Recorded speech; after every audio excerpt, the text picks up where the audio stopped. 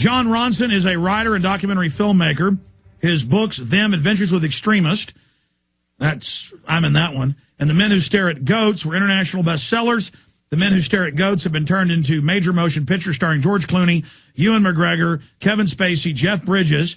He also is the author of 2 collections, Out of the Ordinary, True Tales and Everyday Craziness, and What I Do, More True Tales of Everyday Crazies. He's written the popular Human Zoo and Out of the Ordinary columns for The Guardian, where he still contributes features. He currently writes and presents to Sony-nominated BBC Radio 4 series Jon Ronson On. And he also produced Secret Rulers of the World, a multi-award-winning documentary, 5-part documentary that I'm also in. And his most recent documentaries are Revered Death, Channel 4, Citizen Kubrick, and Robbie Williams and Jon Ronson, Journey to the Other Side, Radio 4. In the U.S., he is the contributor to Public Radio International's This American Life, JonRonson.com. Jon Ronson joining us via Skype for PrisonPlanet.tv viewers. It's good to have you here, John. Hey, Alex, it's good to hear from you again. Where are you joining us from? I'm joining you from London. I'm a bit trepidatious about this interview because I'm always worried about where it's going to go. But it's great to hear from you again. You know, we had this amazing adventure. When was it? Back in the year 2000, where we snuck into Bohemian Grove together. Yes. And then I wasn't supposed to talk about how you later went in there for liability purposes. And then people asked me later, well, why is Jon Ronson saying he also snuck in? So they thought that, but I guess that's a journalistic issue of you guys snuck in later that day, that evening after I went in, and then I wasn't supposed to talk about that.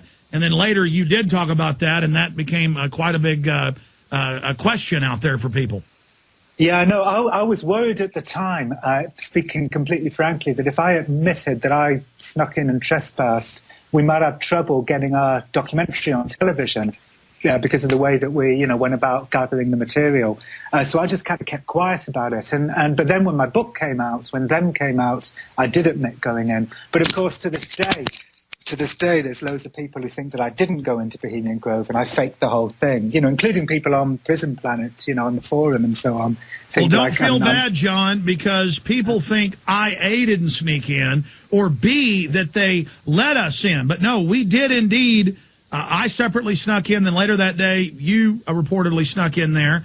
And right. I did see you about 100 yards away and wave at you.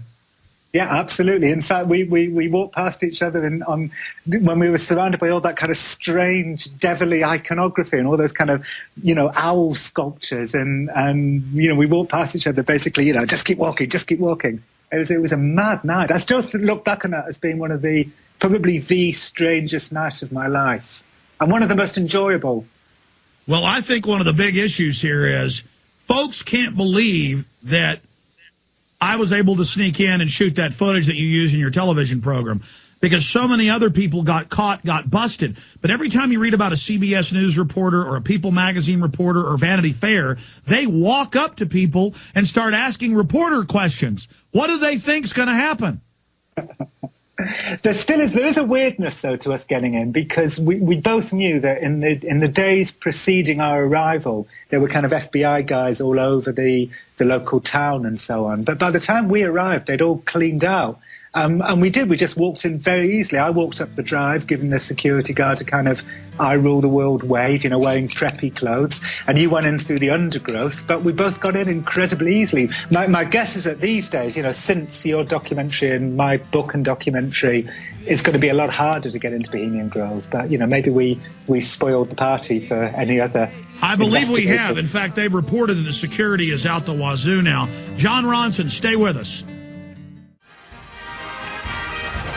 Jon Ronson is our guest, documentary filmmaker, worldwide best-selling author. Both of his best-selling books got optioned to make films. One of them, Men Who Stare at Goats, is now in theaters. One of the #1 movies out there in the world. It's in the top 3. The second book, the first in the series, Them, that I'm a big part of, got optioned to be turned into a movie, and that's probably still going to happen. We will talk to Jon Ronson about that before he leaves us. But for stations that just joined us on the radio, he's also simulcasting at prisonplanet.tv. For the viewers joining us from London, during the break we were talking about Bohemian Grove. He's getting interviewed for Jesse Ventura's TV show, one of the last interviews they're doing on Skull and Bones, on Bohemian Grove, on Bilderberg, because he has a differing view than I do, but not that big of a view change.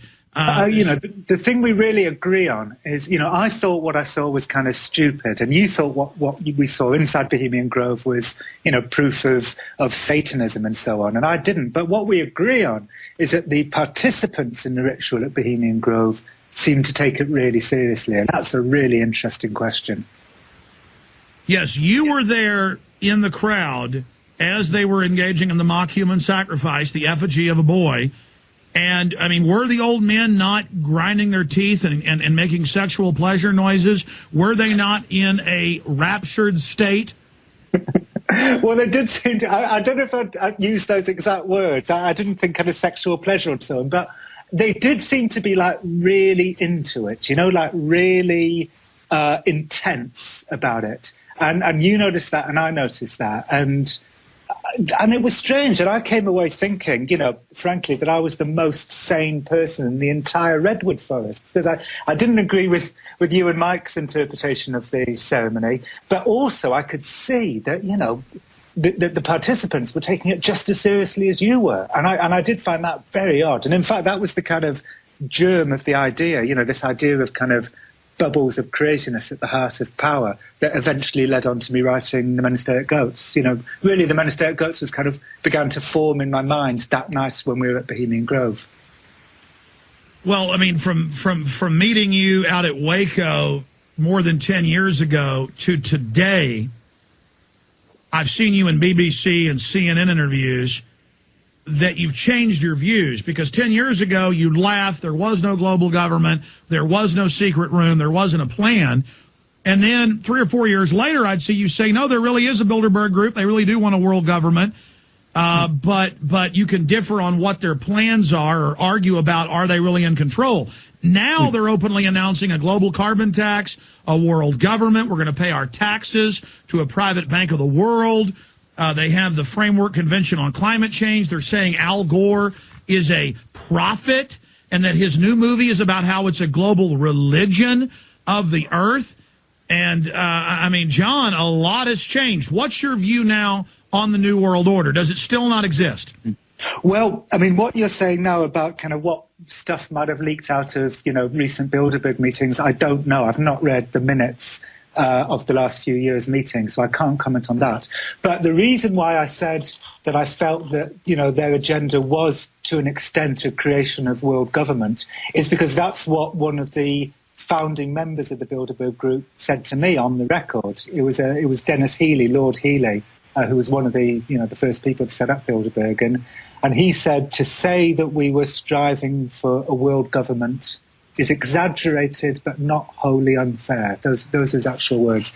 He said because basically, Bilderberg was set up post Second World War, and they saw that, that the last thing the world needed was a politician who was too much of an ideologue. They didn't want any more Hitlers, so they kind of figured a world government where politics wasn't really in the hands of politicians. It was much more about the flow of capital. That seemed to have been the reason why Bilderberg, as a kind of centrist globalist thing, was set up. So that there we are not in disagreement either. But John, the mainstream media still out of one side of their mouth says there's no such thing as a world government. And then out of the other side of their mouth, they say, yes, it's a great thing, and it's going to be non-democratic and authoritarian because we, the wise men, know best, i.e. Financial Times of London headline, and now for world government. I mean, here is the New York Times 2 weeks ago, Ban Ki-moon, and it says Ban Ki-moon, again, is the author of this, and he went on to say in the article that global government is what we need.